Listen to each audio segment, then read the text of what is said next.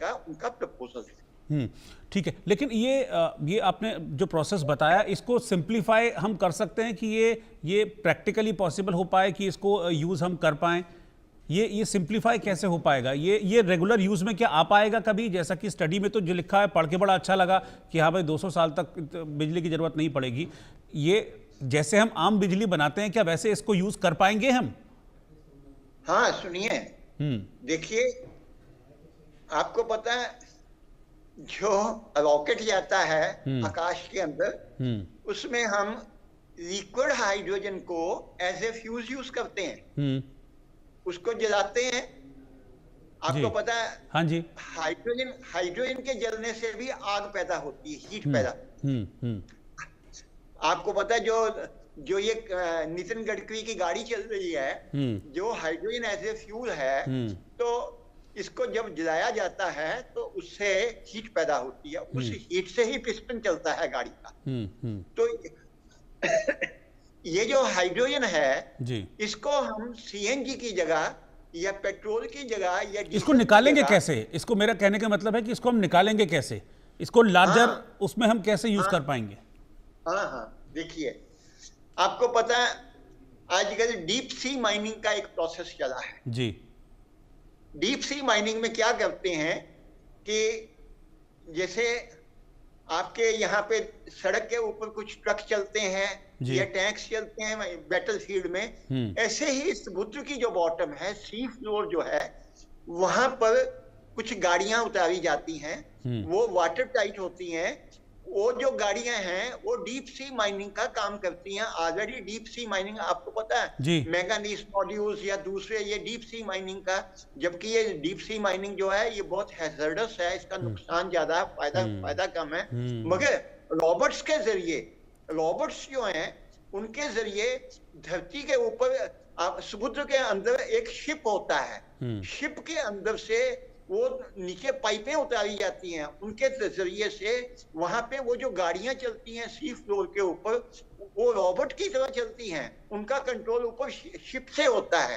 तो जैसे deep sea mining के लिए समुद्र के फ्लोर के ऊपर मैंगनीज नोड्यूल्स या दूसरे मेटल्स जो है कलेक्ट करने के लिए, और कलेक्ट करने के लिए वहां समुद्र के बॉटम के ऊपर रोबोट टेक्नोलॉजी से वहां गाड़ियां चलती हैं। तो वो जो गाड़ियां जैसे मैंगनीज नोड्यूल्स को इकट्ठा करती हैं, वही गाड़ियां हाइड्रोजन को भी वहां से इकट्ठा करके ऊपर शिप को सप्लाई करेगी, और शिप से फिर वो आपको इस्तेमाल में मिलेगी। मतलब आप कह रहे हैं कि हम इसको एक वैकल्पिक फ्यूल की तरह इस्तेमाल कर सकते हैं, और ये बहुत बड़ी संख्या में है जिसको हम आसानी से निकाल सकते हैं आने वाले वक्त में। आपको पता है समुद्र के बॉटम में आप वहां से तेल का दोहन भी तो करते हो। बिल्कुल करते हैं। तो तेल कैसे निकालती हो? जैसे तेल निकालते हो ऐसे गैस निकाल लो। आपको पता है गल्फ ऑफ मैक्सिको, तो मैं वही जानना चाह रहा हूं। तो फिर हम इसको लार्जर पर्सपेक्टिव में इसको हम यूज क्यों नहीं करते हैं बहुत अच्छे उसमें, जब इतना बड़ा खजाना है हमारे पास छिपा हुआ यहाँ पर धरती के नीचे, जिसमें कह रहे हैं 2% भी यूज कर लेंगे तो इतना हो जाएगा, तो उसको हम यूज क्यों नहीं करते हैं फिर, या कर नहीं पा रहे हैं, या कोई दिक्कतें हैं इसको प्रॉपरली, इसको एक फंक्शनल बनाने में? सुनिए, मानव जो है, इन्होंने एक नोबेल लॉरिएट फिजिक्स के हुए हैं, डॉक्टर फीनमैन, उन्होंने एक कहावत कही है कि जो साइंटिस्ट हैं इनको अपनी धरती के बारे में कम नॉलेज है, मगर सूर्य के बारे में या आकाश के अंदर जो गैलेक्सी हैं उनके बारे में ज्यादा नॉलेज है।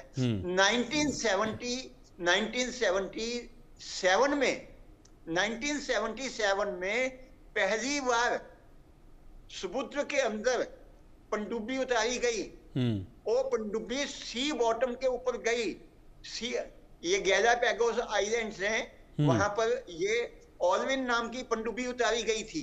उस पनडुब्बी ने जाके हाइड्रोथर्मल वेंट्स, यानी कि वहां पर ये 1200 डिग्री का लावा निकल रहा है और वहां पर लाइफ है, इस चीज की खोज जो हुई है 1977 में हुई है। यानी कि 1977 को आज तक कैलकुलेट करो तो कितने साल हुए हैं, 47 ईयर्स हुए जी। तो ये जो चीजें हैं, समुद्र की बॉटम पे जो लाइफ है, या समुद्र की बॉटम पे जो ये हाइड्रोजन है, या समुद्र की बॉटम के ऊपर ये जो डीप सी माइनिंग करने का जो इनका प्रोग्राम है, ये अभी इन्होंने डिस्कवरीज ही लेटेस्ट की है। अब मैं आपको एक मजेदार बात बताना चाहता हूँ जी जी कि ये जो समुद्र की बॉटम पे लावा निकल रहा है, मैग्मा निकल रहा है, ये जो गर्म पानी वहां 600 डिग्री सेंटीग्रेड टेम्परेचर के गर्म पानी के फुहारे छूट रहे हैं, जिनको हाइड्रोथर्मल वेंट्स कहते हैं जी। इस चीज की खोज 1977 में मॉडर्न साइंटिस्ट ने की है। मगर हिंदुस्तान की भारतीय संस्कृति में समुद्र के अंदर जो लावा निकलता है, मैग्मा निकलता है 1200 डिग्री का, उसको वडवानर अग्नि के नाम से संबोधित किया जाता है। वडवानर अग्नि, ये वडवानर अग्नि जो है, इसकी चर्चा हमारे पुराणों के अंदर, हमारे महाभारत के अंदर, ग्रंथ के अंदर, हमारे यहाँ पे जो हमारे जो जिसको हम कहते हैं ना कि ये धार्मिक किताबें हो, धार्मिक किताबें नहीं है, धार्मिक किताबें कम है, वो विज्ञान की किताबें बिल्कुल, वो पूरे तरह से विज्ञान पे बेस्ड है। हाँ जी जी जी। मैं आपको एग्जांपल देता हूँ। हाँ। एक हमारे पास यहाँ मार्कंडेय पुराण है। मार्कंडेय पुराण का नाम सुना होगा आपने? जी जी जी। आपने दुर्गा सप्तशती का नाम दुर्गा सप्तशती का नाम सुना है? बिल्कुल बिल्कुल बिल्कुल जी। हाँ, ये दुर्गा सप्तशती जो है ये मार्कंडेय पुराण का हिस्सा है। और मार्कंडेय पुराण के अंदर एक अग्नि स्तोत्र है।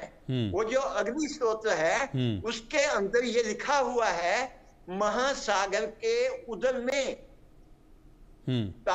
महासागर के उदर में बसने वाली अग्नि, बड़वानर अग्नि, मैं तुझे नमस्कार करता हूँ। ये जो बड़वानर अग्नि है, ये जो मैग्मा समुद्र की बॉटम में सी स्प्रेडिंग सेंटर में 1200 डिग्री का मैग्मा निकल के समुद्र के फर्श पे फैलता है, इसको बड़वानर अग्नि के नाम से हिंदू वैज्ञानिकों ने, हिंदू ऋषि मुनियों ने इसको वडवानर अग्नि के नाम से 5000 साल पहले की जो किताबें हैं उनके अंदर इनकी चर्चा है। जबकि मॉडर्न साइंस ने इसको रिसेंटली 1970 में इसको डिस्कवर किया। ठीक है सर, बहुत बहुत जी जी जी जी। हाँ? बात पूरी कर लीजिए आप। हाँ हाँ बताइए। आप बात पूरी कर लीजिए एक बार। ये अब हमारे यहाँ अथर्ववेद के अंदर एक भूमि सूक्त है, भूमि सूक्त जी, वो महर्षि अथर्वा का लिखा हुआ है। उस भूमि सूक्त के अंदर 61वां मंत्र जो है उसमें वो क्या कहता है, यत ते उन्नम तत्ते आपुनति प्रजापति प्रथम जारितस्य। ए धरती यत ते उन्नम, जितना तू ऊनी होती है सबडक्शन जोन के ऊपर, एक प्लेट दूसरी प्लेट के नीचे ट्रेंच के अंदर जाके मेल्ट होके गल जाती है, शॉर्ट हो जाती है, खत्म हो जाती है, तो धरती का सरफेस एरिया कम हो जाता है। मगर उतना ही सी स्प्रेडिंग सेंटर पे जो नया लावा निकलता है, मैग्मा निकलता है, वो ठंडे पानी के साथ मिलके पत्थर बना के नई धरती का निर्माण करता है। जितनी धरती सबडक्शन जोन पे, सबडक्शन जोन को डिस्ट्रक्टिव जोन कहा गया है और सी स्प्रेडिंग सेंटर को कंस्ट्रक्टिव जोन कहा गया। जितनी धरती सबडक्शन जोन पे डिस्ट्रॉय होती है, उतनी ही धरती सी स्प्रेडिंग सेंटर पे नई धरती का निर्माण होता है, ताकि पूरी धरती का सरफेस एरिया जो है वो उतने का उतना रहे, धरती शॉर्ट भी ना हो और धरती बड़ी भी ना हो। इस चीज को, इस बात को, इस फिनोमिनन को, इस प्रोसेस को वहां पर भूमि सूक्त में वो कहता है, यतते उन्नम ततते आपूयति प्रजापति प्रथम जारितस्य, कि ए धरती जितना तू शॉर्ट होती है, जितना तू ऊना होती है, उतना ही आके रिफिल कर देता है, रिप्लेनिश कर देता है। आपूयति, उतना ही आके प्रजापति प्रथम जारितस्य, प्रथम जा का मतलब पहला प्रोडक्ट, फ्रेश मैग्मा, नया प्रोडक्ट। जैसे पंकज होता है कीचड़ का प्रोडक्ट, कमल का फूल, भारतीय जनता पार्टी का सिंबल, ऐसे ही प्रथम जा वो जो नया मैग्मा निकलता है धरती के अंदर से, उसको प्रथम जा कहा गया। प्रजापति, उसके अंदर 84 लाख योनियां जो धरती के ऊपर बसी हुई हैं। आपके और मेरे फोर फादर्स भी कभी उसी सी स्प्रेडिंग सेंटर से पैदा हुए थे। ये जो मैग्मा निकलता है इसमें 84 लाख योनियों का डीएनए होता है। DNA never dies. जितनी लाइफ पैदा हुई है लाइफ का ओरिजिन समुद्र के सी स्प्रेडिंग सेंटर से है। ठीक है। सारी लाइफ जितनी आप देखते हो, जितने पेड़ पौधे, जितने पशु पक्षी, जो कुछ आप धरती पे देख रहे हो, ये सूखी धरती पे पैदा नहीं हुआ था, ये उस सी स्प्रेडिंग सेंटर से पैदा हुआ था। इसलिए उस मैग्मा को प्रजापति कहा गया, क्योंकि सारी प्रजाओं का वो पति है, सारी प्रजाओं का डीएनए उसी के अंदर है। अब पूछिए वो डीएनए कहां से आया? वो डीएनए आया शिवलिंग से, मीटियोराइट। वो जो धरती जब निर्माण हो रही थी, उस वक्त धरती के अंदर मिलियंस ऑफ मीटियोराइट्स, जिसको हम शिवलिंग कहते हैं, उल्का पिंड कहते हैं, उन्होंने आके बम्बार्ड किया था। उनके अंदर जो डीएनए था, वही डीएनए उसमें आया गया। और वो डीएनए मीटियोराइट में कहां से आया? जो पहले धरती फटी थी, जब धरती की लाइफ खत्म हो जाती, सूर्य की लाइफ खत्म हो जाती, ये सौर मंडल जो है ये डिस्ट्रॉय होकर टुकड़े टुकड़े हो जाता है, वही टुकड़े शिवलिंग बनके नई धरती का निर्माण करते हैं। तो ये सारे का सारा एक रेपिटेटिव और साइक्लिक प्रोसेस। ठीक है, बहुत बहुत शुक्रिया सूर्य प्रकाश कपूर जी, सारी चीज़ों को बहुत सिंप्लीफाई करके बताने के लिए और ये भी समझाने के लिए सब कुछ